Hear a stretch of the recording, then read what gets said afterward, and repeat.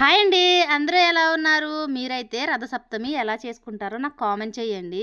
మా ఊర్లో అయితే కోనసీమ జిల్లా అంతర్వేదిలో అయితే కొప్పనాతి కృష్ణమ్మ గారు కట్టించిన శ్రీ లక్ష్మీ నరసింహస్వామి గుడిలో మాకైతే రథాన్ని బయటికి తీసుకొస్తారనమాట. తీసుకొచ్చి దానికి రంగులవి వేసి దాన్ని రథసప్తమి రోజునైతే బయట పెడతారు. ముందుగా అయితే మా ఊరు జనాన్ని ఇంకా చిన్నపిల్లల్ని అయితే రప్పించి ఆ రథాన్ని ముందు కదిలిస్తారు.